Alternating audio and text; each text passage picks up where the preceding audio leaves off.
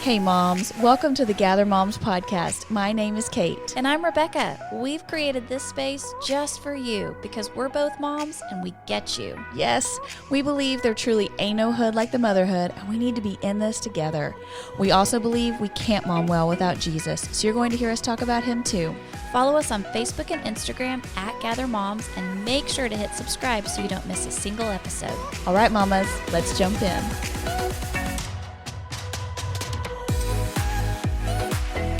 Hey mamas, welcome back to our podcast, Gather Moms. We are celebrating the Christmas season with a special series that we're calling All Mom Wants for Christmas. All Mom Wants for Christmas.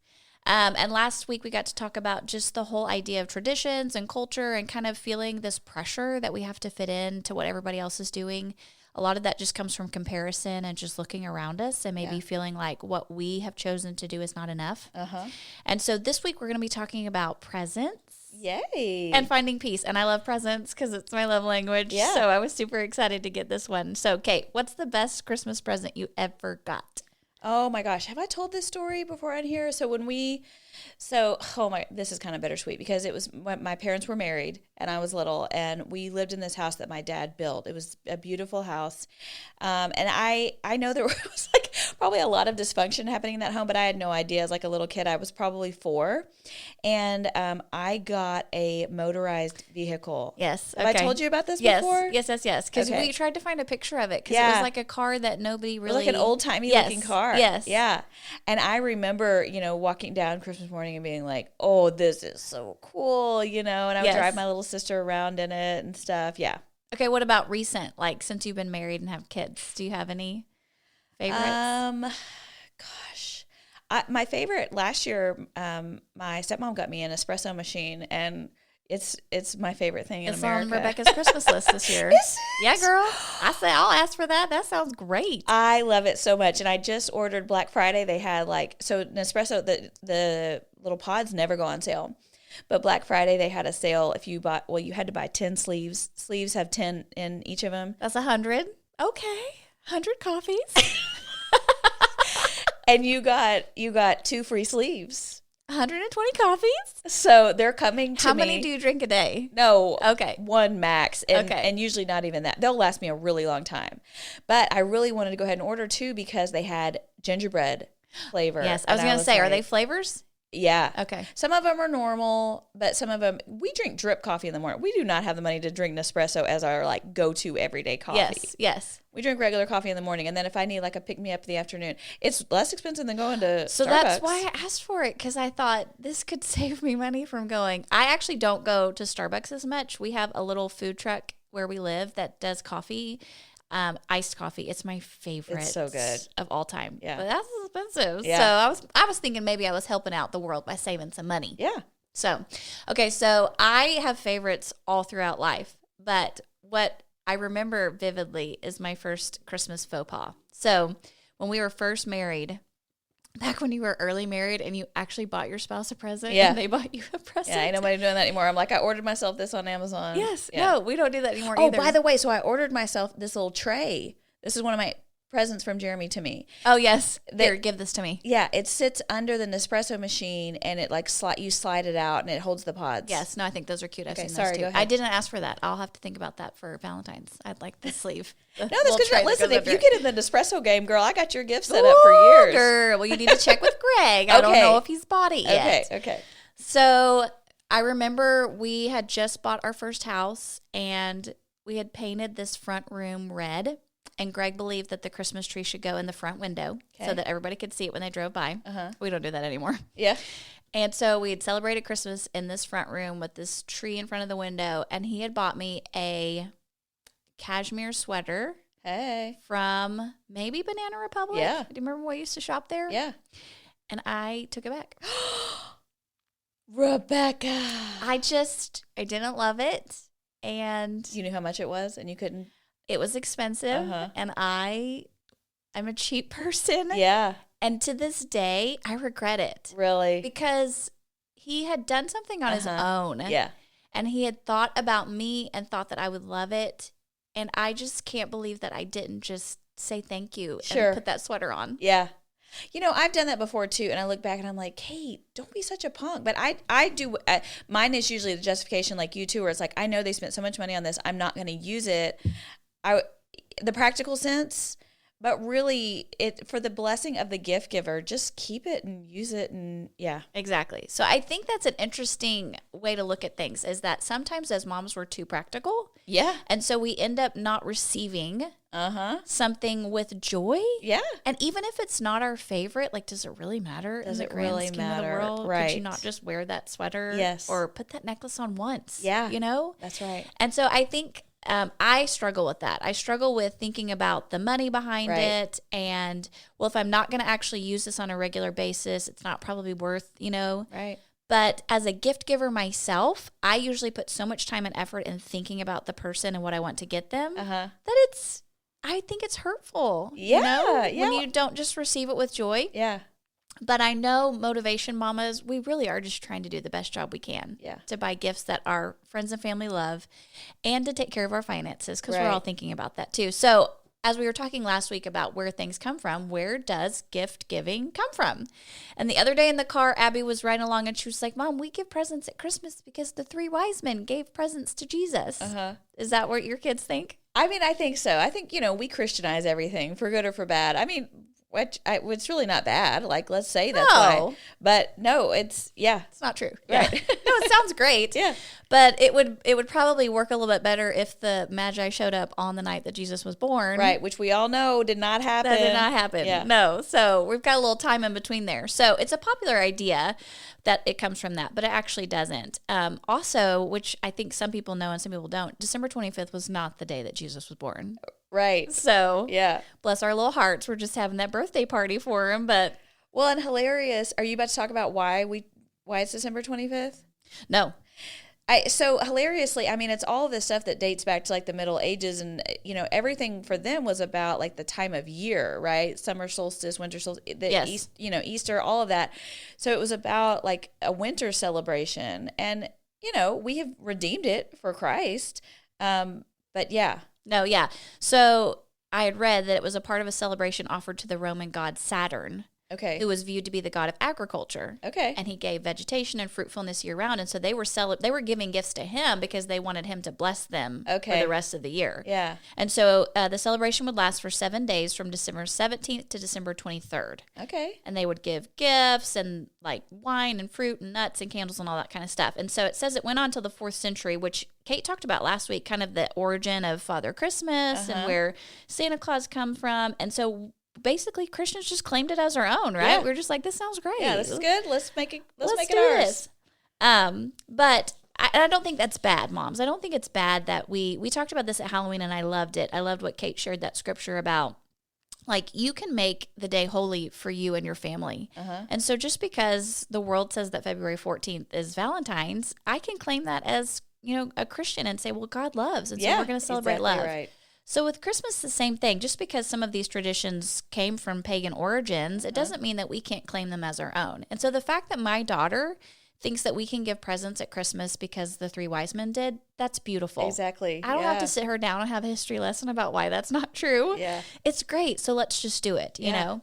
And so as a person that loves to give Christmas gifts, I mean, it's one of my favorite parts of Christmas is giving gifts because it's my love language. And so I sincerely love it, but I think a lot of people don't.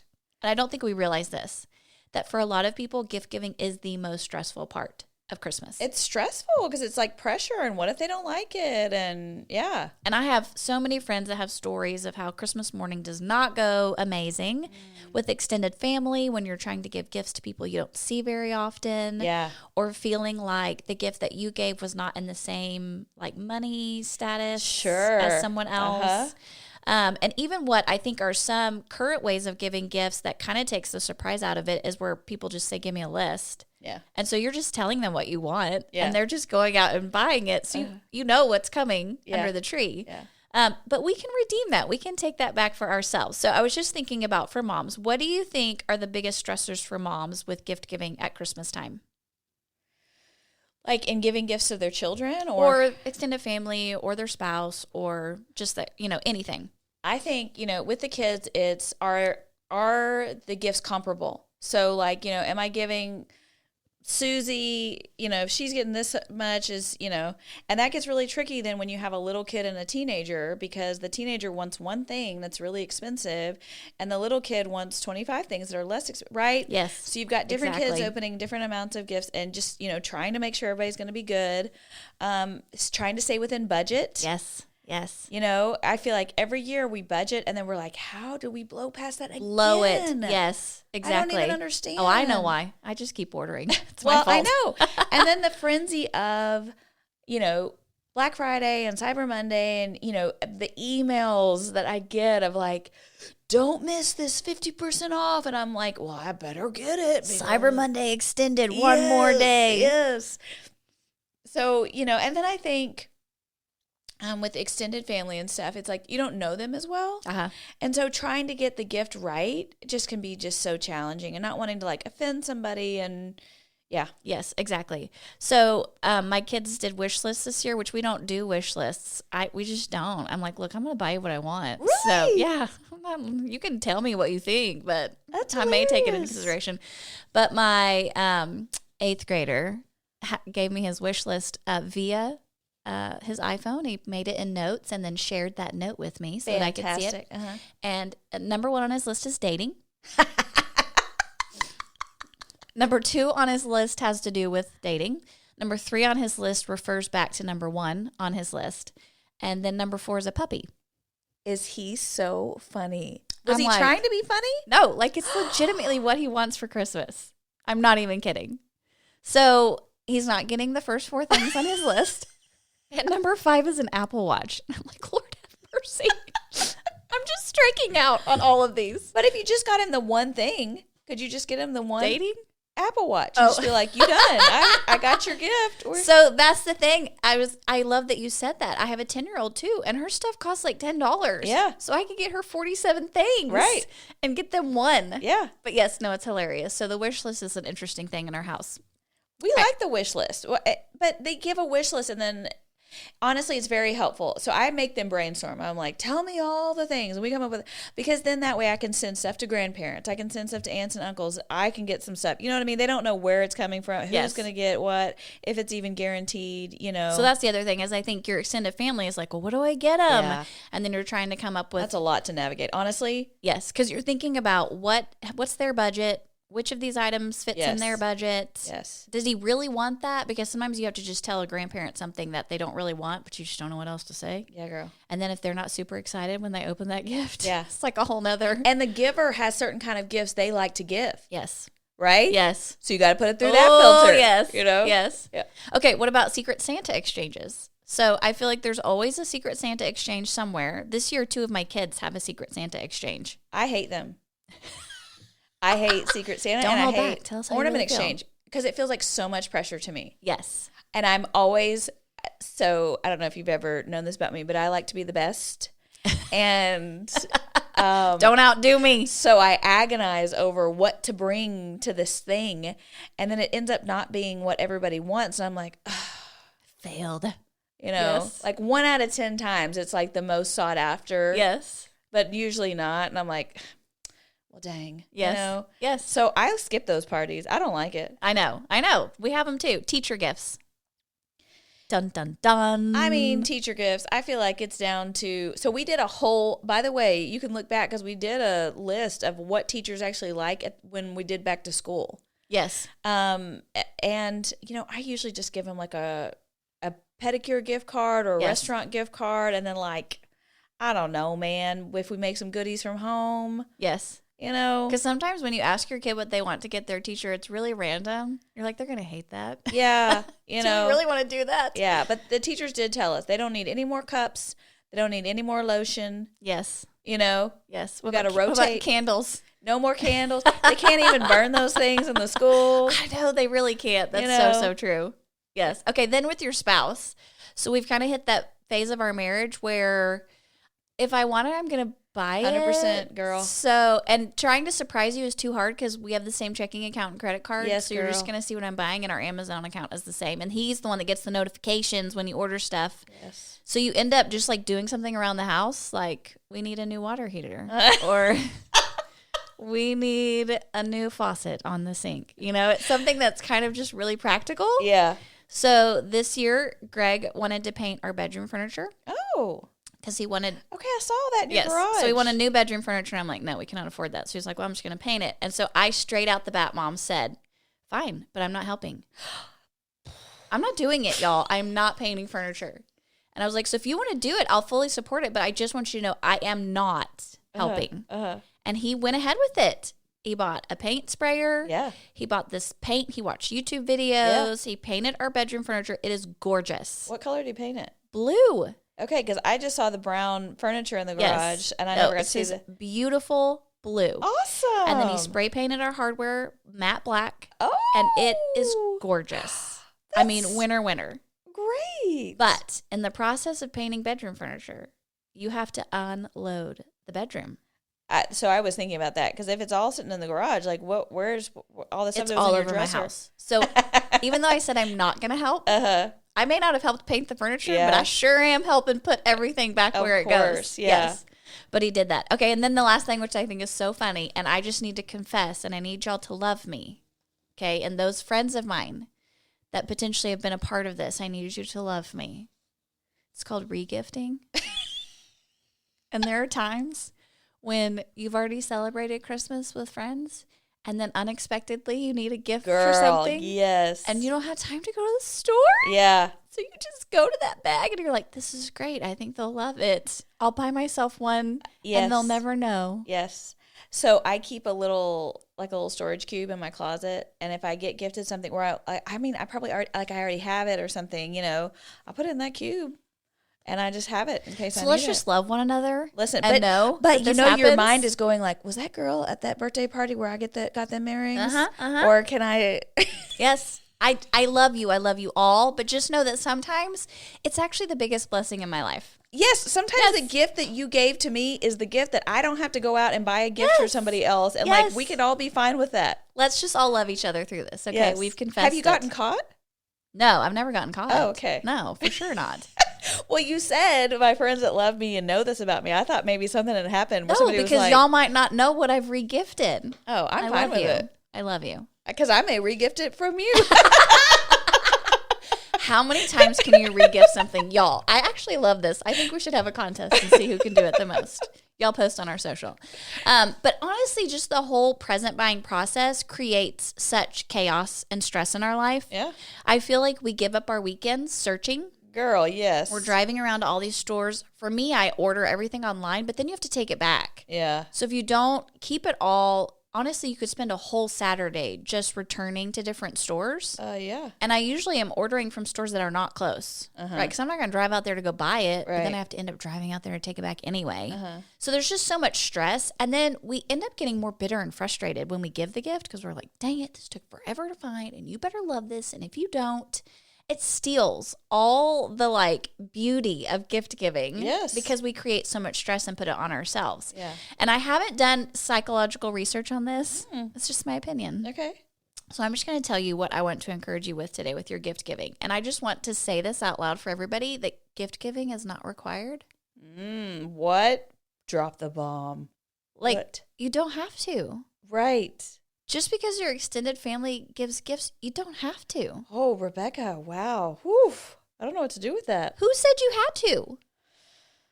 Sometimes we get sucked into this, well, everybody's doing it. Yeah. So? Yeah. If you get invited to a Secret Santa, you could just say, no thanks. Listen, honestly, you do this stuff. Rebecca's like, that rule does not apply to me. I don't like it. I'm not doing it. Which is so freeing as your friend. Because I feel the pressure, and then I just because you're like, well, I'm going to come to the party. I'm just not doing the Secret Santa. No, I don't I'm want to. Well, I'm either not going to go to the party or I'm going to agonize over what I'm bringing to this thing, I think sometimes we just need to tell ourselves it's really not a law. It's not. That's good. You don't have to give gifts to extended family. If you're struggling financially this year, as we all are, you can actually call them and say, hey, we're just not going to exchange gifts this year. Yeah. I don't know why we feel like we're having to meet somebody else's requirement or expectation. Yeah. And even if, here comes the kicker, even if they give you a gift, you don't have to feel bad. Good for them. Take that gift, receive it with joy, and then regift it. But you don't have to, moms. You don't have to. And I know sometimes with like friends and stuff, we love them and they want to do some fun Christmas party, but really just go and enjoy yourself. Give them a hug. Tell them how much you love them. But you do not have to give presents to everyone. Well, and the truth of the matter, I mean, you may have some surly in-law that's like the worst, but for the most part, like 99.9% of the time, the person giving you a gift does not care about you giving them something back. They wanted to give you a gift. And, so that does free you up. My encouragement is to separate your worth from what others think about you in regards to your gift giving. If you give a gift expecting a certain response or appreciation from the other person, then you're actually not really giving them a gift. You're needing something You're from giving them. An obligation. You're giving them an obligation. Yeah. So when you give a gift without expecting appreciation or response, that's an actual overflow of your love for them. It's just a way for you to care for somebody, and you're just making it like a physical representation by putting an item with it. The gift is nice, but it's really more the expression of your love that counts. And so the way that a person receives it and what they think of you is not your responsibility to manage. And so often we're trying to not just manage ourselves, but the other person. The other person is coming at whatever gift you give them with their own set of struggles and experiences. Right. They may have a background with gifts that's not healthy. Yeah. But it's not your responsibility to manage that for them. Yeah. Everybody has to take responsibility for their own actions and reactions. And as Christians, mamas, our value and worth comes from Jesus. Mm-hmm. So we don't have to earn or prove that by the gifts that we give others. Christmas is the actual best time to remember that God loved us so much that he took on human form as a baby. I mean, that is unbelievable love, that he would step down out of heaven and holiness and Trinity with his Father and the Holy Spirit and come to earth and suffer and hunger and be tired and cry and hurt and all that kind of stuff. He did that for us because he loved us. So let's think about the gifts that Jesus gave while he walked on this earth. What did Jesus ever give somebody a present? Healing, food, wine, hope. What are you going for here? Give me some direction. Did he give him an espresso? No.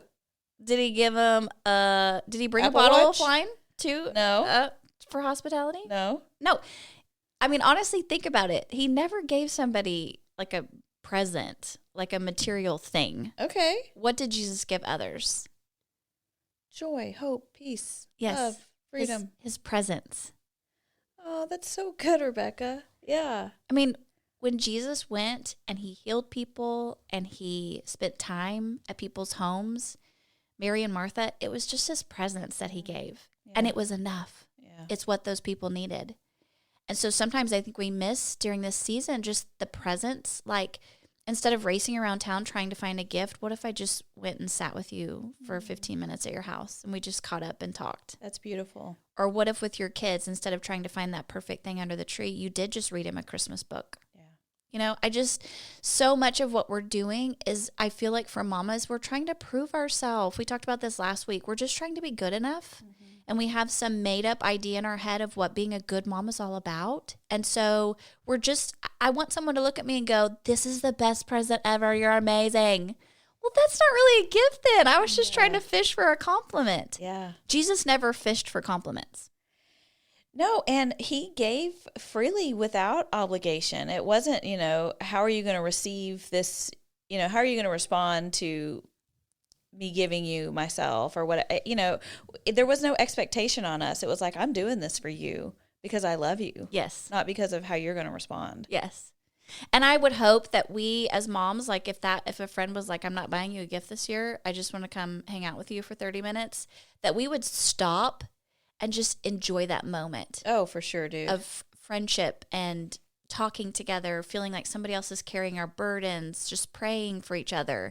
I just think that's what we need more than any other thing. More than any other thing. Yes. I work at a cute little boutique here in our hometown, and so many women are coming in to buy these gifts right now. Like, I have a white elephant gift exchange. I have a Secret Santa. I have this thing. And we're trying so hard to find something, but they honestly have no clue what the other person wants. Yeah. And I hope that the other person loves what we picked out, but it's part of this thing where I just think, okay, why are we doing this? Yeah, what if they wrapped up a little gift that said 30 minutes of coffee with me? Yes. would you be just as excited? I would. Yeah. Are you buying? Because that would be even better. Yeah. So one of the things that I bought from my little boutique the other day was this hat that says Peace on Earth. Mm-hmm. And there were two hats. There was one that said Merry and Bright, and there was one that said Peace on Earth. And I'm super practical. So I was like, well, I feel like I can only wear Merry and Bright for December. But I feel like we could ask for Peace on Earth like 12 months out of the year. So I think I can wear that all year. So I bought the Peace on Earth.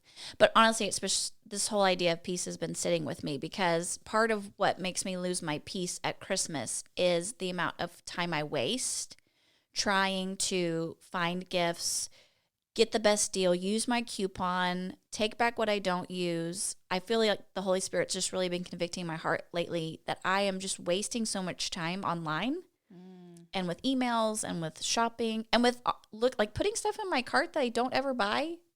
So I just wasted an hour, but I'm never going to order that. And part of it just steals the peace from my life because I am so hurried the rest of the time trying to play catch up. Yeah. And so one of the things that we could offer our loved ones instead of presents this year could be just a good dose of peace. Mm-hmm. And so I teach a life group at our church for mamas, and we studied this passage a couple weeks ago that it's been on my mind ever since. And so if you'll just hang with me, I really want to read a chunk of scripture to you from Isaiah, and then I'm going to bring it back around at the end. So this comes from Isaiah chapter 11, verses 1 through 9, and it's part of this prophecy over Jesus coming that Isaiah is sharing with the people.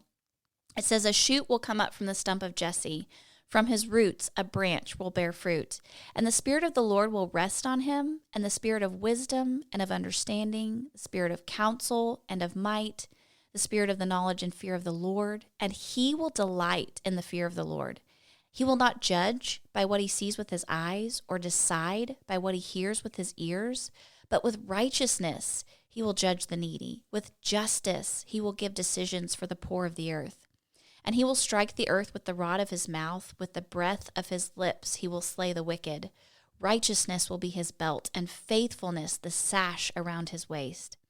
The wolf will live with the lamb, the leopard will lie down with the goat, the calf and the lion and the yearling together, and a little child will lead them.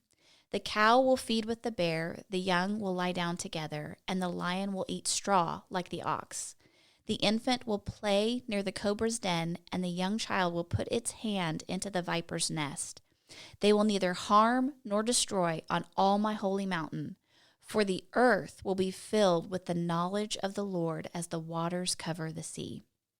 So this whole picture that he's giving is complete opposite to what our world experiences now. Right now we have war and disease and fighting, and even amongst the animal kingdom, they're eating each other. Yeah. And so it's this whole idea that when Jesus returns, it's going to be ultimate peace. Like the lion and the lamb will hang out together, and the little child will sit by the snake's, I don't know what you call it. Yeah, nest, and it said put its hand in its mouth or whatever. Yeah. And it's not going to bite it. Yeah. That there's this idea of such peace, and it's all because Jesus came. He was the root of Jesse that came to be the ultimate king.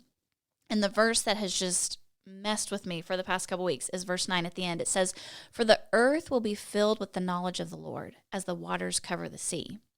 And I just really believe that part of what brings us peace is the ultimate knowledge of the Lord. And the reason that our world doesn't have it right now is because everybody doesn't know Jesus. Yeah. And they would rather know themselves than know him. Girl, oh, that'll preach. And so I can't attain peace on this earth. I can't. Even though I wear that on my hat and I'm like, I sing about it at Christmas and I'm like, yay, peace on earth. I can't do that. But because I have a relationship with Jesus, I actually have the knowledge of the Lord. That's right. And I can have peace in my life. And I can share that peace with my friends and family because I can help them know the Lord. Yeah. And when you want to give that perfect present because you think you know that person so well, you actually still may miss it. Mm-hmm. But the peace of the Lord is something that those of us that have relationships with Jesus can all have. Yeah. It's available to us. And so I wanted to just share a couple scripture verses that go along with this. Isaiah 26:3 says, "You keep him in perfect peace, whose mind is stayed on you because he trusts in you."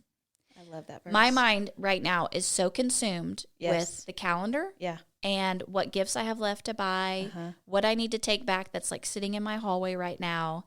And I just need to stop and fill my mind with the knowledge of God, because that's where perfect peace comes from. Yeah. John 16:33 says, I have said these things to you that in me you may have peace. For in this world you will have tribulation, but take heart. I have overcome the world. Yeah. And if we think we're going to find peace any other place but Jesus, we are mistaken. Yes, you will not find peace by finding the perfect gift. You will not find peace by having your house decorated perfectly. You will not. It will always come up short. Yes. So I just want to encourage you moms, as we're kind of drawing closer to Christmas Day, and I just freely admit to you that I buy presents and then I buy more and then I buy more and then I buy more, because I just love to give gifts. Yeah. And so I struggle with stopping myself. We're like everybody else in the world this year. We have some financial struggles. Our oldest son has had to have 2 surgeries this year.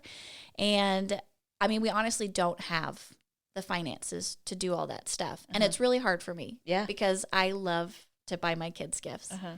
But when I think about the idea that what I could give them more than presents would be peace with God, it really comes starting from me. Just what Kate said last week, that we are the person that determines the pace in our home.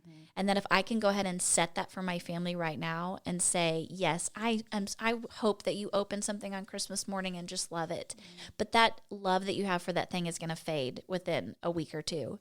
But if I could help you have a relationship with Jesus this season and put your eyes on him, because that's where your peace comes from, regardless of what happens Christmas morning, we still have Jesus. Yeah. And that's what really matters. Yeah.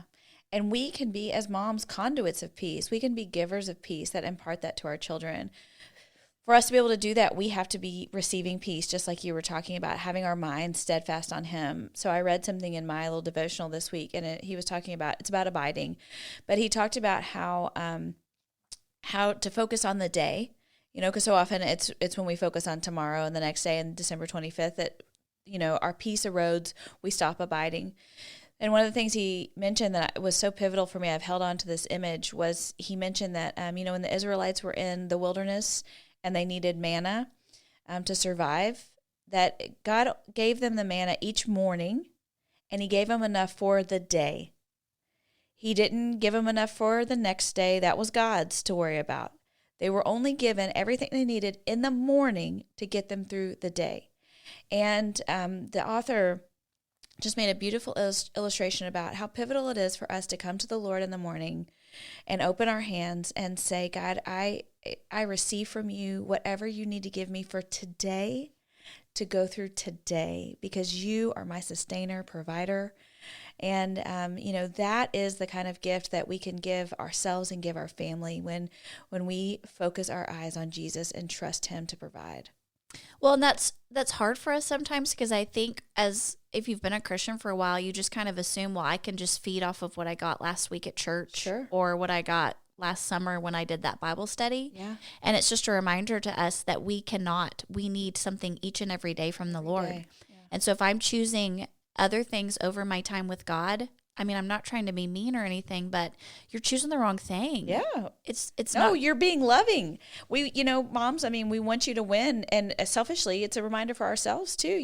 We want to be about what really matters. And so, if that means that we buy a few less things, or we go to one less Christmas event or something like that, so that we can keep our eyes on Jesus, man, that's a trade-off that I'll take every day. Yes, we want you to know how much that matters. And honestly, for this season and this time in our world where things are so chaotic, everything is a battle, and we're trying to fight for our kids to see the real truth. We have to start with ourselves. And we cannot promise them goodness from social media or from the right store or the right thing. We have to promise them that from the very lips of Jesus Christ and his word to us in the Bible. So stop right now and just decide that that's going to be your priority. That's right. That you decide that is way more important than the perfect present. It's time with Jesus, because that's where true peace comes from. And we just believe with all our hearts that it will make the biggest difference. Yes, girl. And yes, mama, you are the legacy maker. You are the pace setter in your family. And so you do it. You do it, and we're going to be cheering you on. We love you. And if you need gift ideas, you can message me on social media, because I do think I know where good things are. But we hope you have a great week. We love you so much, and we'll see you next week. Bye, moms. Bye.